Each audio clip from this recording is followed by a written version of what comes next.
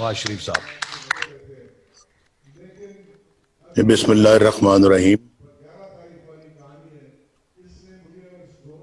جی راج صاحب بہت بہت شکریہ. اور یقیناً یہاں آج آپ کی موجودگی جو ہے وہ ہم سب کے لیے باعث خوشی ہے، باعث فخر ہے.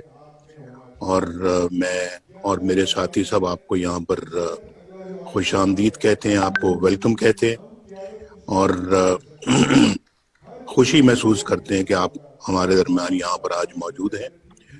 حسن اقبال صاحب، آپ کا بھی بہت شکریہ کہ آپ نے جو ابتدائی کلمات کہے ہیں اور بڑے صحیح مناسب الفاظ تھے آپ کا، بہت صحیح سوچ ہے. تو بہت افسوس ہے جو شہباز صاحب کے ساتھ کل سلوک کیا گیا ہے، اور میں یعنی کہ اس معاملے میں بہت دکھی ہوں. لیکن اس سے ہمارا جذبہ اور بھی زیادہ بلند ہوتا ہے کہ ہم اپنی جدوجہد کو اور تیز کریں، اس کو اور مستحکم کریں اور اس کو اور مضبوط کریں. تو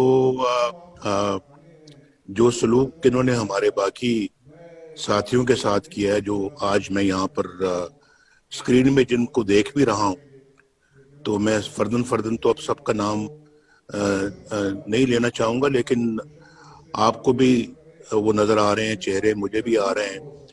اور جو اس وقت آن لائن ہے وہ لوگ علیحدہ ہیں، جو یہاں موجود ہیں میں ان کی بات بھی کر رہا ہوں. جو آن لائن اگر ان میں سے کوئی ہیں تو میں ان کی بھی بات کر رہا ہوں.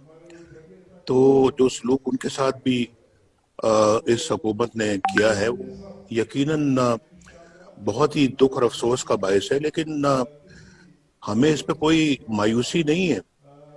جو سلوک ہم سب کے ساتھ جو کیا ہے، میں اپنی بات تو کرتا نہیں ہوں، میں جو ہمارے بچوں کے ساتھ جو سلوک کیا ہے مجھے اس کا بھی بڑا دکھ اور افسوس ہے. تو یہ پہلی بار یہ سارے مناظر یہ ہمیں دیکھنے میں آ رہے ہیں. اور شہباز صاحب نے جس اسٹیٹ فاسٹ ہونے کا ثبوت دیا ہے، جو جس طرح سے وہ الحمدللہ ایک ایسے مرد بن کے کھڑے رہے ہیں تمام مشکلوں کے آگے، اور انہوں نے سر نہیں جھکایا، اور نہ ہی انہوں نے اپنا جو ہے وہ ہمارے بیانیوں کو اپنا جو ہے نا وہ کمزور کیا، بلکہ اس کو اور مضبوط کرنے میں انہوں نے اپنا کردار ادا کیا ہے. تو میں یقیناً اپنے بھائی پہ بہت فخر کرتا ہوں، اور مجھے یقین ہے کہ انشاءاللہ یہ ظلم کی رات بہت جلد ختم ہوگی، اور انشاءاللہ اچھا وقت پھر واپس آئے گا، ہم سب کے لیے آئے گا انشاءاللہ. بالکل اس میں مجھے کوئی شک نہیں ہے. میں بلکہ چاہتا تھا کہ میں بلکہ آغاز ہی اس بات سے کروں، کیونکہ ہم اپنا جو ہے وہ ایک ہمارا ایک ایسا مشن ہے جس کی طرف ہم آگے بڑھ رہے ہیں. تو اس مشن کی کامیابی جو ہے نا وہ پہلے سٹیپ پہ ہمیں اپنے ساتھ جو ہے نا وہ کلیئر ہونا پڑے گا، اور ہمیں اپنے اندر اپنے دل کے ساتھ اپنے ضمیر کے ساتھ یہ گفتگو کرنی پڑے گی کہ واقعتاً ہم حق اور سچ پر ہیں. یہ ہمیں اپنے آپ سے پہلے پوچھنا چاہیے. نہ آپ مجھ پہ جو ہے نا وہ زبردستی اپنا مجھے کنٹرول کرنے پہ آپ قدرت رکھتے ہیں، نہ میں قادر ہوں کہ میں آپ کے دلوں اور دماغوں پہ میں کوئی کنٹرول کروں. تو اس لیے میرا خیال ہے کہ ہمیں اپنے آپ سے پہلے یہ پوچھنا چاہیے کہ کیا ہم حق اور سچ پر ہیں. جو کچھ پاکستان میں ہو رہا ہے یہ وہ سب صحیح ہے، اور الیکشنوں میں جو دھاندلی ہوئی ہے وہ صحیح ہے، اسے ہم اپنا قبول کر لیں. آر ٹی ایس بند ہوا تھا تو تقدیر کا فیصلہ سمجھ کے اسے قبول کر لیں. دھاندلی کی باقاعدہ نشستیں ہماری آنکھوں کے سامنے ہیں. जो धांधली हुई है क्या उसको हम कबूल कर लें और मान लें कि जनाब ठीक है, अगर ऐसा हुआ है तो चलें जी, फिर आगे बढ़ते हैं। इन चीज़ों का क्या हिसाब लेना है? आज आप किसी का हक छीन कर किसी और को दे देते हैं और किसी के हक से उसको महरूम करके किसी और की झोली भर देते हैं। तो क्या फिर हम इन सब चीज़ों को तस्लीम कर लें, कबूल कर लें, अपने ज़मीर को मार दें और कहेंगे जी ठीक है आगे बढ़ते हैं जनाब? ऐसा तो होता रहता है, 70 सालों में तो ऐसा होता रहा है, लेकिन क्या आइंदा भी फिर ऐसा होना चाहिए? मैं ये समझता हूं कि इसका फैसला हमें बिल्कुल अब दो टोक तरीके से करना चाहिए। और मैं ये समझता हूँ कि आज जो अदालतों पर जो इस वक्त दबाव है और दबाव डालकर मर्जी के फैसले लिए जाते हैं, तो क्या ये सब सही है? और आप इसके विटनेस हैं आप सब। हमें पता लगता रहता है कि कहाँ किस अपना अदालत में किस अपना जज ने क्या फैसला करना है। अनफॉर्चुनेट, ये इससे बड़ी बदकिस्मती और क्या हो सकती है कि अदालतों को दबाव में लाया जाए और उनसे मनमाने फैसले लिए जाएं। उनको दीवार से लगा दिया गया है, ये सही है? पार्लियामेंट को एक कठपुतली और रबर स्टैम्प पार्लियामेंट बना दिया गया है। इसको मान लें। और आप में से लोग मुझे बताते हैं, मैं तो पार्लियामेंट का मेंबर, और मुझे नहीं मालूम कि मैं क्यों नहीं हूं आज मेंबर नहीं हूं। आज तक ऐसा कोई मौका नहीं आया कि मैं पार्लियामेंट, अल्हम्दुलिल्लाह कि मैं पार्लियामेंट का मेंबर ना रहा हूं। अल्लाह के फजल करम से हमेशा अल्लाह ने कामयाबी दी है और कोई आसान है कि मैं अपना, अल्लाह ने मुझे हमेशा ये एजाज बख्शा है। आज पहली मर्तबा मैं पार्लियामेंट का मेंबर नहीं हूँ, या मैं उस वक्त मेंबर नहीं था जब हम मुशर्रफ के ज़माने में जो है वो एग्जाइल पे चले गए, तो उस वक्त भी नहीं था और आज भी नहीं हूँ, क्योंकि मैं डिस्क्वालीफाई हो गया और निकल गया वजारत उज़्मा से कि मैंने अपने बेटे से तनख्वाह नहीं ली। और ये है हमारी अदालतों का कि बेटे से तनख्वाह नहीं ली, चलें छुट्टी करें, जाएं, वजारत उज़्मा से भी फारिग। उसके बाद फिर चलें, वजारत उज़्मा से फारिग होने के बाद मुस्लिम लीग की सदारत से भी फारिग, सारी फाइल ये क्या आपका दिलो दिमाग इस बात को तस्लीम करता है कि इसको, इन सब चीजों को मान लिया जाए? भाई सियासत जो है वो इंसान अपनी सेल्फ रिस्पेक्ट को मलूज़े खातिर रखकर इंसान सियासत करता है, सेल्फ रिस्पेक्ट कॉम्प्रोमाइज करके नहीं। तो अगर जिसमें सेल्फ रिस्पेक्ट जो है वो चली जाए तो फिर कौन सी सियासत और कैसी सियासत? तो मैं तो समझता हूं कि ये आज सब चीजों को सोचने का ये दिन है। और मुझ जैसा आदमी जो 3 दफा अल्लाह ताला के फजलो करम से और आपकी मेहरबानियों से और आपकी दुआओं से और आपके ताउन से वजीर आजम बना, मैं 3 दफा, तो उसके साथ ये सलूक हो रहा है कि उसको मुल्क से बाहर जो है वो रखा गया 1999 से लेके 2007 तक। और अब अपना जो अदालतों की इजाजत है मैं बाहर आया हूँ। तो आज ही कोई अजीब व गरीब सा मैंने कमेंट्स पढ़े हैं, बड़ी तकलीफ हुई है वो कमेंट्स पढ़ के, मुझे बहुत अफसोस हुआ है। तो अब वो आप भी सब जानते हैं, मैं अब उस पर क्या कमेंट करूं। लेकिन मुझ जैसा बंदा जो है जिसने पाकिस्तान की अल्हम्दुलिल्लाह खिदमत की है दिलो जान के साथ, ये मेरे साथी आपके साथ बैठे हुए हैं, ये जिन्होंने मेरे साथ मिलकर पाकिस्तान की बिजली को बहाल किया, پاکستان کی روشنیوں کو بحال کیا، پاکستان کی انڈسٹری کو چلایا، پاکستان کی تجارت کو چلایا، گھروں میں بجلی لے کر آئے، اور پھر کسانوں کے لیے ٹیوب ویل چلائے، بجلی جو ناپید ہو چکی تھی اس کو دوبارہ لے کر آئے، دن رات کام کیا، ڈیم بنوائے، بجلی کے کارخانے لگوائے، اور پھر کہاں کہاں کارخانے نہیں لگے، اور اتنی سپیڈ میں. اور میں اپنے بھائی شہباز شریف کو بھی سلوٹ کرنا چاہتا ہوں کہ جس نے ماشاءاللہ دن رات ایک کر کے یہ بجلی کے کارخانے جو پنجاب میں لگے ہیں، اس کا سہرا شہباز شریف کے سر پر ہے، اور آپ یہ خواجہ آصف صاحب کے سر پہ ہے، اور شاید خاقان عباسی کے سر پہ ہے، اور جو بھی لوگ اس ٹیم میں شامل تھے ان کے سر ہے.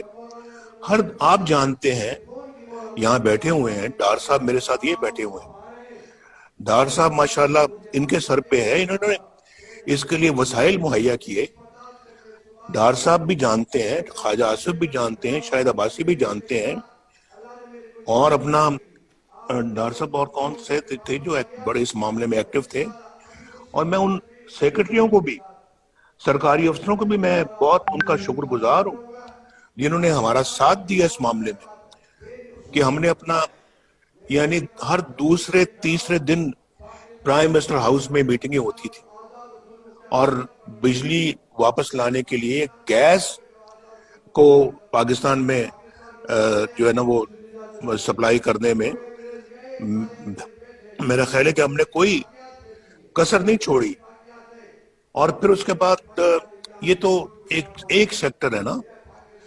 آپ دیکھ لیں آج موٹر ویز پاکستان یعنی اسلام آباد سے پشاور سے لے کے کراچی تک صرف ایک بیچ میں حصہ رہ گیا ہے جو کہ اپنا ہے وہاں سے سکھر سے لے کے حیدرآباد تک، جو ابھی رہ گیا وہ بھی شاید رہ گیا کہ ہمیں ٹرم ہی نہیں کسی نے پوری کرنے دی.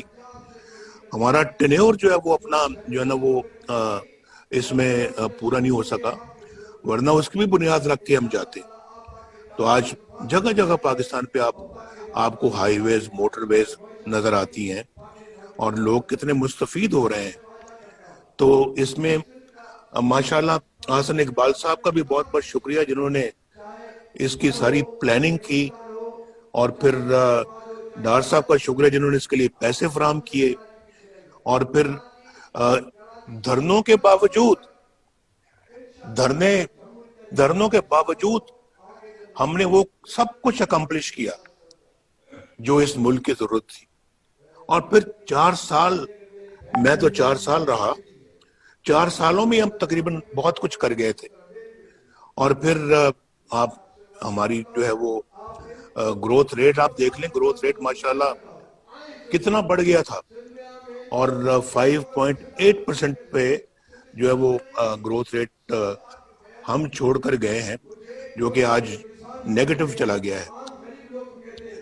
تو میں یہ سمجھتا ہوں کہ یہ کیا ہے، تو میں یہ سمجھتا ہوں کہ آج اپنا جو ہے وہ اللہ کے فضل و کرم سے جو ہے وہ یہ سب جانتے ہیں کہ ہماری کیا خدمات ہیں اس ملک کے لیے. دہشت گردی کے خلاف ہم جنگ جیت کر گئے، اور پھر پاکستان کو جو ہے وہ گرے سے ہم وائٹ میں لے کے آئے، فیٹف میں، اور سب کچھ آپ کے سامنے. اب گنوانے کی کیا ضرورت ہے مجھے، لیکن آج ہزارہ موٹر وے بھی دیکھ لیں، سیالکوٹ لاہور موٹر وے بھی دیکھ لیں، آپ اپنا لاہور ملتان موٹر وے بھی دیکھ لیں، ملتان سکر موٹر وے بھی دیکھ لیں، حیدرآباد کراچی موٹر وے بھی دیکھ لیں. بلوچستان میں ہمارا بنی ہے، بلوچستان کے اندر جو ہے اللہ کے فضل و کرم سے ہائی ویز ہم نے بنائی ہے، صرف یعنی پنجاب کے اندر نہیں، بلوچستان اور پھر گوادر کو کوئٹہ سے ہم نے ملایا ہے. یہ کوئی چھوٹا منصوبہ نہیں ہے. اور بہت ساری سڑکیں بنائی ہیں. اور ابھی دیکھیں یہ جو ڈیرہ اسماعیل خان سے یعنی اسلام آباد سے ڈیرہ اسماعیل خان سے یہ کوئٹہ، یہ انڈر کنسٹرکشن ہے، اس کا کافی حصہ سنا بن بھی چکا ہے. اور پھر اپنا جو ہے وہ سندھ کے اندر سے یہ موٹر وے ساری گزر رہی ہیں. ہمارے تو بڑے بڑے منصوبے تھے جو زیر تکمیل تھے اور بہت سارے آج شاید مکمل ہو چکے ہوتے, باقی بھی جو رہ گئے ہیں. تو میں کہنا یہ چاہتا ہوں کہ ہمارے زمانے میں آدمی بھی سکھ کی زندگی گزار رہے تھے, پاکستانی سکھ کی زندگی گزار رہے تھے, لوگوں کو روزگار مل رہا تھا, لوگوں کو اپنا جو ہے وہ ان کو چیزیں جو ہے روزمرہ کی وہ دستیاب تھیں, یعنی کہ کوئی مہنگائی نہیں تھی, مہنگائی کا کوئی ایشو نہیں تھا پاکستان میں. تو آج تو ان کا جینا دوبر ہو گیا ہے. تو یہ جو جدوجہد آپ جو کرنے کا جو ارادہ رکھتے ہیں, وہ جو سب سے زیادہ اس کی جو ضرورت ہے وہ صرف اور صرف ان 21 کروڑ عوام کے لیے ہے, یہ عوام کے لیے ہے جو جن کے دکھوں میں اور مشکلات میں آج بے پناہ اضافہ ہو چکا ہے. مجھے کوئی کہہ رہا تھا کہ جناب آج تو پاکستان کے اندر, یہ مجھے بہت ایک سمجھدار بندے نے یہ بات کہی ہے کہ آج کے زمانے میں جتنی کوئی لوگ کمائی کر رہے ہیں اس کمائی سے وہ نہ اس اپنے اخراجات کو پورا نہیں کر سکتے, اخراجات کے ساتھ ساتھ نہ اپنے بچوں کو پڑھا سکتے ہیں, نہ وہ بجلی کا بل دے سکتے ہیں جو بم بن کے ان پہ گر رہا ہے, نہ وہ گیس کا بل دے سکتے ہیں, نہ وہ دوائیوں کا خرچہ اٹھا سکتے ہیں. آج دوائیوں کی قیمتیں آسمان سے باتیں کر رہی ہیں. صرف لائف سے سیونگ دوائی جو ہے وہ بھی عوام کی پہنچ اور عوام کی رسائی سے باہر ہے. آپ مجھے بتائیں کہ کس طرح سے جو ہے وہ اپنا لوگ اس وقت زندگی بسر کر رہے ہیں. مجھے کوئی آج بتا دے کوئی, وہ کہنے لگے کہ مجھے سمجھ نہیں آتی کہ آج اچھی خاصی جو تنخواہ ہوتی ہے جو 30,000 روپے تک بھی ہوتی ہے, اس میں جو یہ سارے اخراجات جو ہے نا وہ پورے کرنے کے بعد جو کھانا اس نے پکانا ہوتا ہے اس کے لیے روٹی آٹے کی قیمت آسمان سے باتیں کر رہی ہے. آج تو میں پڑھ رہا تھا کہ اب آٹا جو ہے نا آگے ناپید ہونے والا ہے, گندم ہی نہیں باہر سے امپورٹ کی گئی. بھائی ایک زمانہ تھا ہمارا, بھائی گندم امپورٹ چھوڑ کر ایکسپورٹ ہوا کرتی تھی, آج اپنا امپورٹ جو ہے نا وہ کی جا رہی ہے. اس کے لیے بھی آپ کو زر مبادلہ چاہیے, اور یہ اب امپورٹ کر کے تو وہ وقت پہ بھی نہیں اب آ سک رہی, تو شاید دسمبر میں قیمتیں اور زیادہ بڑھ جائیں گی اور گندم کی کمی اس ملک کے اندر آ جائے گی. چینی کی قیمتیں آپ دیکھ لیں, اور شہباز صاحب جو ہے نا وہ انہوں نے میں سمجھتا ہوں کہ ہم ان کی تعریف کرنی چاہیے جو انہوں نے انتہائی پریشر کے باوجود چینی کی قیمتیں نہیں بڑھنی تھی. ہم شاید 50 روپے کلو تھی جب ہم آئے تھے, اور 50 روپے ہی ہم چھوڑ کے گئے, اور لیکن آج جب سے ہم چھوڑ کے گئے ہیں تو 50 سے آج 100 روپیہ کلو چینی ہو گئی. کوئی ہے پوچھنے والا, مجھے بتائیں, کوئی دیکھنے والا ان چیزوں کا ہے؟ اور پھر میں نے آپ کو یہ پہلے کہا, میں نے کہا کہ پہلے تو آپ اپنے آپ سے پوچھیں نا کہ کیا ہم حق اور سچ پر ہیں. اگر ہم حق اور سچ پر ہیں تو پھر میرا خیال ہے کہ ہمیں کوئی تامل نہیں ہونا چاہیے, کوئی ہیزیٹیشن یا تحفظ نہیں ہونا چاہیے کہ ہم ان چیزوں کے خلاف جو ہے وہ برسر پیکار ہوں. تو میں کیا پاکستان میں پوچھ رہا تھا کہ جو کچھ ہم ہو رہا ہے وہ صحیح ہے, اور الیکشنوں پہ بات ہو رہی تھی کہ کیا الیکشن میں جو دھاندلی ہوئی ہے وہ صحیح تھی, اس کو مان لیں ہم. میرا تو ضمیر اس کو قبول نہیں کرتا, اور میں اسی پہ بات پہ میں نے کہا تھا کہ سیاست اور نو سیاست, کوئی انسان کا ضمیر بھی ہوتا ہے, کوئی انسان کی سیلف رسپیکٹ بھی ہوتی ہے. آج تو ہم انگریزوں کی غلامی سے نکل کر آپ اپنوں کی غلامی میں آ گئے ہیں. ہم کوئی فری سٹیزن تو نہیں ہیں آج. آپ پوچھیں اپنے آپ سے, آپ ہیں؟ پوچھیں, ذرا پوچھ کے دیکھیں آپ. جس پارلیمنٹ کے ممبر ہم بنے ہوئے ہیں وہ پارلیمنٹ کتنی خود مختار ہے. مجھے لوگوں سے پتہ لگتا رہتا ہے کہ وہاں اس پارلیمنٹ کو کوئی اور چلا رہا ہے, وہاں پھر جو ہے نا وہ دوسرے لوگ ہیں جو آ کے یہ ڈائریکشنز دیتے ہیں کہ جناب آج ایجنڈا یہ ہوگا اور آج اس بل پہ یہ ووٹنگ ہوگی اور فلاں کل یہ ہوگا، کمیٹی فلاں بل کو منظور کرے، فلاں بل کو دیکھے. تو یہ میں سب جو ہے نا یہ میں سمجھتا ہوں کہ یہ بہت جو ہے نا وہ ہے سوچنے والی باتیں یہ کہ ہم نے تو یہ ہماری تو اسمبلی بھی اب معاف کیجئے گا کمپرومائزڈ. تو اس میں انفارچونیٹلی جو ہے وہ ہماری عدالتوں کا آپ نے دیکھ لیا حال. جو محمد بشیر صاحب کی جو کورٹ تھی وہ کردل صاحب وہاں سے نکل رہے ہیں اور وہ اس شاباش اس جرنلسٹ کی جس نے اپنا ان سے پوچھ لیا کہ جناب آپ یہاں کیا کرنے آئے تھے اور آپ یہاں پر کس کو ملے ہیں اور ہمیں بھی اجازت دے دیں کہ ہم بھی جج صاحب کو مل سکیں. اور وہ کتاب سے منہ چھپا رہا ہے اپنا. کیا ضرورت تھی چھپانے کی اگر دل میں چور نہیں تھا؟ دل میں چور تھا تو منہ چھپایا نا. بات کرنے کی، جواب دینے کی ہمت نہیں تھی کیونکہ سوال صحیح پوچھے جا رہے تھے. تو اس طرح سے جو کیا یہ پھر صحیح ہے؟ اور پھر جو ہے وہ میں کیا یاد کراؤں اب جو یہ ملک ارشد صاحب لے کے گئے ہیں، جو کہہ گئے ہیں، ایڈمٹ کر گئے ہیں کہ میں نے انڈر پریشر جو ہے نا یہ فیصلہ سنایا ہے. اور وہ فیصلہ تو اپنی جگہ پہ ابھی اس جج کو تو فارغ کر دیا ہے، وہ ڈسمس ہو گیا ہے، فیصلہ برقرار ہے، الٹی گنگا بہ رہی. اور اسی فیصلے پہ میری بیل کا مسئلہ اٹکا ہوا ہے، اندازہ کیجئے آپ. اور میری بیل بھی اسی یعنی کہ جو جج ڈسمس ہو گیا ہے، جس کے بارے میں سینئر جوڈیشری نے یہ کہا تھا کہ ہمارے سر شرم سے جھک گئے ہیں اس بندے کا جو کردار ہے. تو اسی بندے کا فیصلہ قائم ہے، لیکن وہ بندہ جا چکا ہے کیونکہ اس کو سزا ہو گئی ہے اور فیصلہ ہمارے سر پہ ابھی تک لٹک رہا ہے.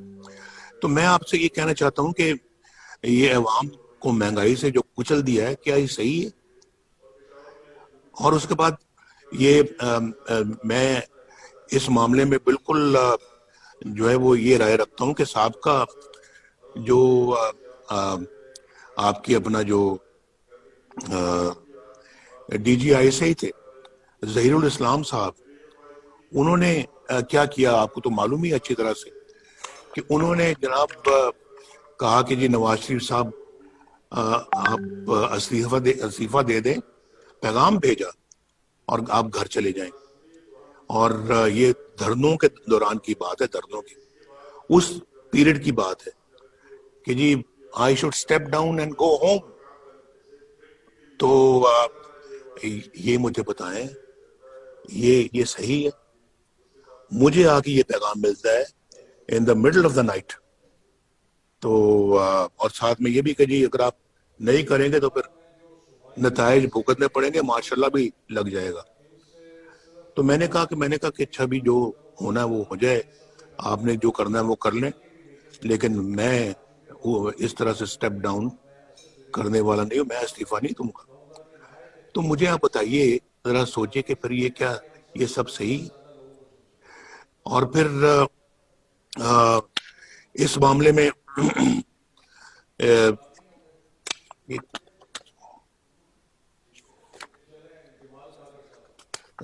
معاف کیجیے گا، دوسرا یہ دیکھیں کہ یہاں پہ بیان دیا جاتا ہے کہ جرنیل فوج کا سیاست میں کوئی کردار نہیں اور فوج جو ہے وہ سیاست میں کوئی حصہ نہیں لیتی، تو کوئی مداخلت نہیں کرتی.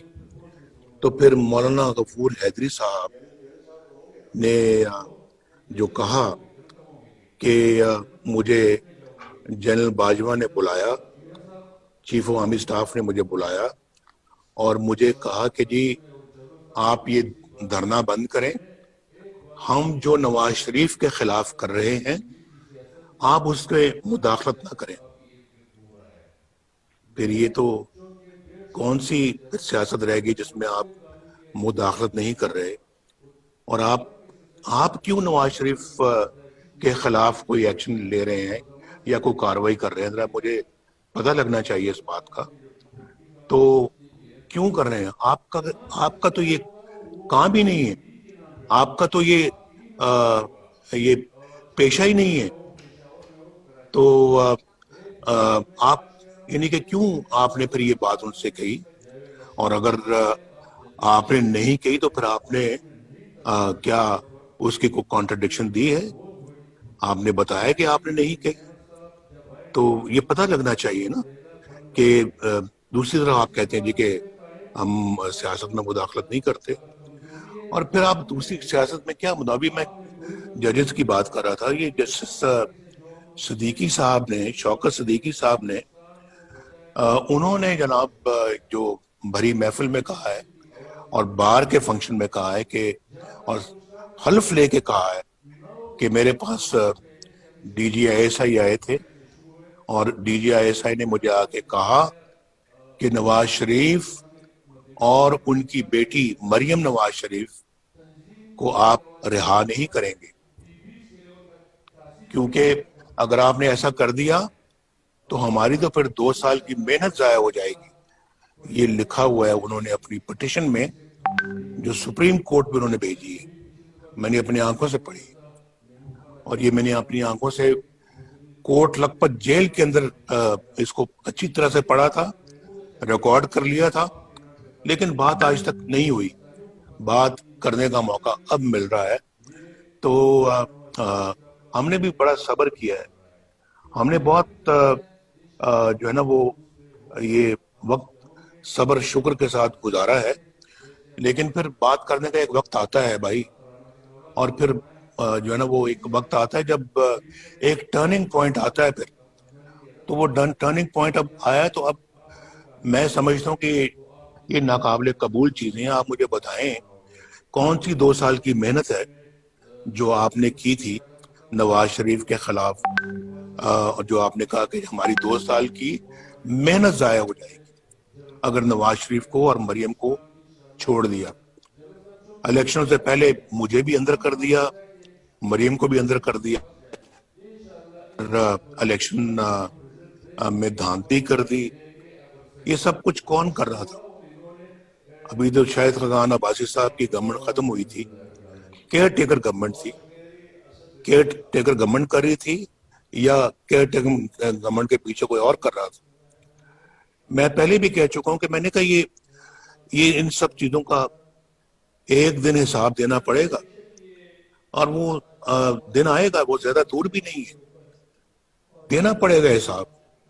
اور ہم اپنا جو ہے وہ ایک غلام بن کے جو ہے نا اپنے ملک میں اب نہیں رہ سکتے، اور میں غلام بن کے رہنے کا میں قائل نہیں ہوں۔ انشاءاللہ رہوں گا ایک پاکستانی بن کے، قابل فخر پاکستانی بن کے، انشاءاللہ میں اس طرح سے زندگی گزاروں گا۔ غلامی مجھے قبول نہیں ہے، اور آپ دیکھیں گے انشاءاللہ۔ تو اگر یہ سب کچھ صحیح ہے، ہمیں جو ہے نا وہ آرام سے چپ کر کے اپنے گھروں میں بیٹھنا چاہیے۔ ہمیں پھر پاکستان کے عوام کی خدمت تو دور کی بات ہے، اس کا نام لینا بھی چھوڑ دینا چاہیے۔ لیکن اگر یہ سب چیزیں صحیح نہیں ہیں، اور ہمارا نہ ذہن، نہ دل، نہ ضمیر اس کو قبول کرتا ہے، تو پھر تو اس کے خلاف اٹھنا ہوگا، اور میں تو اس کے خلاف اٹھنے کا فیصلہ کر چکا ہوں، اور میں نے بالکل دو ٹوک فیصلہ کیا ہے کہ اب یہ جو ذلت کی زندگی کم از کم ہم نہیں جی سکتے، اور انشاءاللہ عزت کی زندگی جئیں گے انشاءاللہ۔ اللہ تعالیٰ ہمیں عزت کی زندگی انشاءاللہ جینے کی توفیق دے گا، اور وہ ان ایٹراسٹیز کے خلاف، ان بروٹیلٹیز کے خلاف، اس ظلم و تشدد اور ٹرینی کے خلاف ہم اپنا جو ہے اٹھ کھڑے ہوں. اور یہ میرا خیال ہے کہ اگر ہم اٹھ کھڑے ہوں گے اس ملک کی تقدیر بدل جائے گی، اس قوم کی تقدیر بدل جائے گی. یہ قوم آج مشکلات کا شکار اسی لیے ہے، اس ظلم و ٹرینی کا شکار اسی لیے ہے، مہنگائی کا شکار اسی لیے ہے، بے روزگاری کا شکار اسی لیے ہے کہ ہم اپنا جو ہے وہ اپنے ان فیصلوں کے خلاف کھڑے نہیں ہوتے، اور پھر کوئی اور اس طرح کے فیصلے کرتا، اور ہم ظلم، تشدد اور جو ہے نا وہ ان زیادتیوں کے اور ظلم کے سامنے جو ہے وہ کھڑے نہیں ہوتے. تو اگر آج اس قوم نے کھڑے ہونے کا فیصلہ کر لیا تو آپ یہ کہیں نوٹ کر لیں میری بات کہ انشاءاللہ تعالی تبدیلی سالوں میں نہیں، چند مہینوں میں اور چند ہفتوں میں انشاءاللہ اس ملک کے اندر آئے گی، اور ضرور آئے گی. یہ اپنا جو ہے وہ اس بندے کو لے آئے ہیں سلیکٹڈ وزیر اعظم کو، تو سلیکٹڈ وزیر اعظم جو ہے وہ حق تو آپ کا تھا، لے اس کو آئے ہیں. نااہل آدمی ہے، آتا جاتا کچھ نہیں ہے، پاگل ہے، اور اس کو پتہ ہی نہیں ہے حکومت سازی، حکومت کرنا کس کو کہتے ہیں، حکومت چلانا کس کو کہتے ہیں. اور اس بندے کو تو کوئی اس شعور ہی نہیں ہے، تو خالی ہے اس کا ذہن. تو اس بندے کو لے آئے ہیں، اور اب پچھتا تو رہے ہوں گے کہ لائے بھی تو ہم کس بندے کو لے کے آئے ہیں، لیکن اب آپ لائیں، آپ ہی کو جواب دینا ہوگا. اس بندے کو آپ نے جو ہے نا مسلط کر دیا اس قوم کے سر پر، تو قصوروار تو سب سے بڑے آپ ہیں. تو یہ بندہ تو قصوروار ہے ہی ہے، لیکن اس سے بڑے قصوروار آپ ہیں، اور آپ کو یہ جواب دینا ہوگا، اور ہم جواب لیں گے، ہم ضرور لیں گے جواب.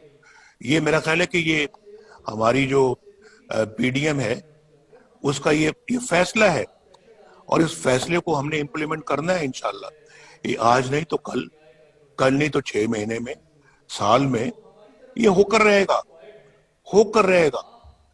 تو شہباز صاحب کو آپ گرفتار کرتے ہیں، یعنی دیکھیں میں بھی اس بات کی میں احتساب، شہباز صاحب کو تو آپ گرفتار کرتے ہیں، اور شہباز صاحب جو ماشاءاللہ اللہ کے فضل و کرم سے جدی کشتی، جو ماشاءاللہ صنعت کار فیملی سے ان کا تعلق ہے، اور وہ اپنا آج سے نہیں ہے، 1937 سے ہے.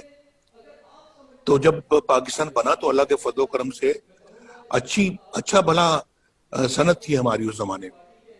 اور وہ پاکستان کے بننے کے چند سالوں بعد 1972 کے شروع میں جب ذوالفقار علی بھٹو کی حکومت آئی ہے تو پاکستان میں سٹیل کا سب سے بڑا ادارہ تھا، اس کو نیشنلائز کیا. شہباز صاحب جو کہ ایک انڈسٹریل بیک گراؤنڈ سے ہیں، اور ماشاءاللہ اس زمانے میں اللہ کے فضل و کرم سے ہمارا جو کاروبار تھا 1972 میں اربوں روپے کا کاروبار تھا، اربوں کا. آپ ریکارڈ کی بات ہے، میں غلط نہیں کہہ رہا، ہزاروں لوگ تھے جو کام کرتے تھے ہمارے فیکٹری میں. تو اس کو تو آپ نے پکڑ لیا کہ آپ کے ذرائع جو ہیں وہ میچ نہیں کرتے، آپ کے جو ہیں وہ اس سے آپ کے اخراجات سورسز سے میچ نہیں کرتے. تو بھائی مجھے تو سمجھ نہیں آتی کہ کیوں نہیں میچ کرتے. تو آپ نے عاصم سلیم باجوہ، جنرل عاصم سلیم باجوہ، اس کو تو آپ نے پکڑا ہی نہیں. پکڑا آپ نے شہباز شریف کو لیا ہے. پکڑنا تو اس کو چاہیے تھا آپ کو، جس نے پچھلے 15-20 سالوں میں پتہ نہیں کہاں سے ریسورسز، کروڑوں روپے، اربوں روپے کے اثاثے بنا لیے ہیں آپ، اور وہ بھی ملک سے باہر بنائے ہیں آپ نے اثاثے. پکڑے گئے ہیں، اور اس پہ تو یہ وزیر اعظم جو سو کالڈ وزیر اعظم ہے، اس کا استعفیٰ بھی ایکسپٹ کرنے کے لیے تیار نہیں ہے، اور اس کو کلین چٹ دے دیے، سرٹیفکیٹ دے دیا ہے، جیسے کہ انہوں نے عمران خان صاحب نے جو ہے وہ جو ثاقب نثار صاحب سے کلین چٹ حاصل کی تھی، اس کو بھی کلین چٹ دے دی. میں بنی غالہ کی بات کروں، اور اس کو انہوں نے عاصم سلیم باجوہ کو کلین چٹ دی ہے کہ آپ جی بہت محترم ہیں، آپ تو بالکل صحیح ہیں، دیانتدار ہیں، بہت اچھے ہیں، لیں بیٹھیں آپ نہیں باہر جا سکتے، آپ نہیں چھوڑ سکتے. اور شہباز صاحب کو پکڑ کے اندر کر دیا ہے. تو بھائی ان چیزوں کو ہم دیکھ رہے ہیں، روز روز دیکھ رہے ہیں. اور پھر ہم اپنا جو ہے اس کے باوجود جو ہے وہ جدوجہد نہیں کریں گے اس ساری ناانصافی کو، بے انصافیوں کو بدلنے میں، اس سارے زیادتی اور ظلم کو ختم کرنے میں، اس سارے جو ہے وہ ایسے نظام کو جو کہ اپنا ریموٹ کنٹرول کے ذریعے سے چلایا جا رہا ہو، اور جو کسی کی حق تلفی کر کے کسی اور کو بٹھایا گیا ہو. تو میں یہ سمجھتا ہوں کہ اس کے خلاف تو کھڑا ہونا، تو ہمیں تو ہمارا قرآن بھی یہی ہدایت کرتا ہے. اور پھر کہتا ہے کہ ایک دفعہ جب آپ باطل کے خلاف کھڑے ہو تو پھر پیچھا نہیں دکھانا، پھر پیچھا نہیں دکھانا. تو ہم انشاءاللہ پھر اب پیچھا نہیں دکھائیں گے.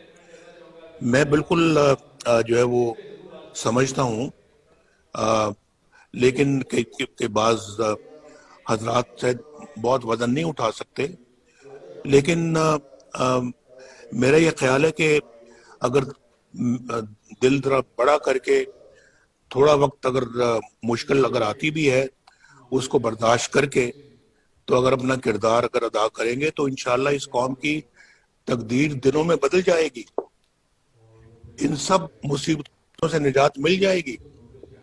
اور یہ جو غلامی ہماری جو چل رہی ہے، یہ غلامی کا دور ختم ہو جائے گا، یہ غلامی ختم ہو جائے گی. یہ میں اللہ کے فضل و کرم سے دعوے سے کہتا ہوں. یہ بات صرف تھوڑا سا اپنے اندر حوصلہ ہم نے پیدا کرنا ہے، اپنے عزم کے اندر جو ہے وہ مضبوطی پیدا کرنی ہے. اور اگر ہم نے یہ کر لیا تو بہت جلدی انشاءاللہ حالات تبدیل ہو جائیں گے. میں چاہتا ہوں کہ آج اپنا جو ہے وہ کل آپ کی میٹنگ ہوئی ہے اپنا وہاں، میٹنگ کے حوالے سے اب اپنا جو ہے وہ، اور پھر جو فیصلے جو ہوئے ہیں ہمارے اے پی سی کے اندر، ان فیصلوں کو جو ہے وہ اب ہمیں عملی جامہ پہنانا چاہیے، اور ان فیصلوں کو امپلیمنٹ کرنا چاہیے ان لیٹر اینڈ اسپرٹ. اور ہمیں ہمارا اتحاد جو ہے اس میں اگر کچھ اگر ابھی اپنا کچھ اگر ایسی کوئی ہے اپنا جو کہ جن کو تھوڑا سا حوصلہ دینے کی ضرورت ہے، وہ ضرور دینا چاہیے.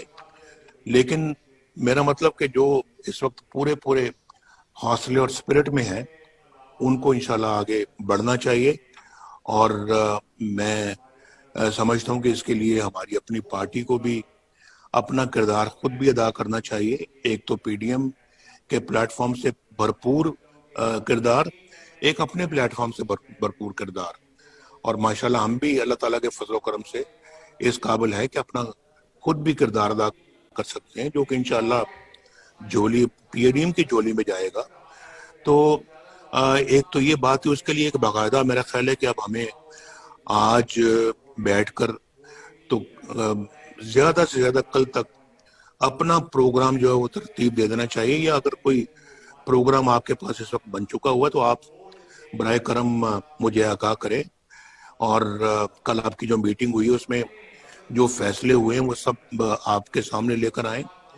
اور پھر آگے اب گلگت بلتستان کے انتخابات بھی آ رہے ہیں، اس میں بھی جو ہے نا وہ ہمیں اب بھرپور طریقے سے گلگت بلتستان کے الیکشنوں میں حصہ لینا چاہیے، اور وہاں ہر طرح سے ایسے کسی بھی ہتھکنڈوں کا دفاع کرنا چاہیے کہ جو خدا نخواستہ اس الیکشن کے اندر کوئی اپنا خدا نخواستہ کو ہاتھ دکھانے کا کوئی ارادہ رکھتا ہو تو اس کو ناکام کرنا چاہیے. تو میں ان باتوں کے بعد میں واپس مائک جو ہے میں آپ کو دوں گا، اور میں آپ کے ساتھ ہی یہاں پر موجود ہوں. آپ برائے کرم اب بتائیے کہ کس طرح سے آپ اپنا ہم ایک پی ڈی ایم کو اور پی ایم ایل این کو آگے آنے والے دنوں میں کیا آپ کا پلان ہے. اور میں انشاءاللہ آج بھی ہوں، اور انشاءاللہ ڈیلی بیسس پہ بھی میں اویلیبل ہوں. اور انشاءاللہ مجھے جو بھی اپنا آپ میری ڈیوٹی لگائیں گے یا مجھے اپنا کوئی فرض سونپیں گے، میں انشاءاللہ اس کو ادا کروں گا. اور سب کو بہت بہت شکریہ، مجھے آپ نے باتیں سنی ہیں.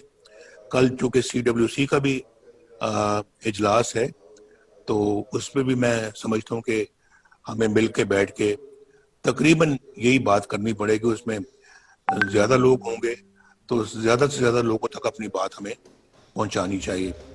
حفیظ الرحمان صاحب کو میں سامنے دیکھ رہا ہوں، اور میں راجہ فاروق حیدر صاحب کو بھی دیکھ رہا ہوں. آپ کو بھی بہت بہت حفیظ الرحمان صاحب سلام. راجہ صاحب آپ کو بھی سلام. اور حفیظ الرحمان صاحب بھی اس سلسلے میں کچھ ہمیں بتائیں گے تو ذرا ہمارے علم میں اور اضافہ ہوگا. بہت بہت شکریہ. آسر اقبال صاحب، واپس آپ کی طرف مائک بھیج رہا ہوں میں.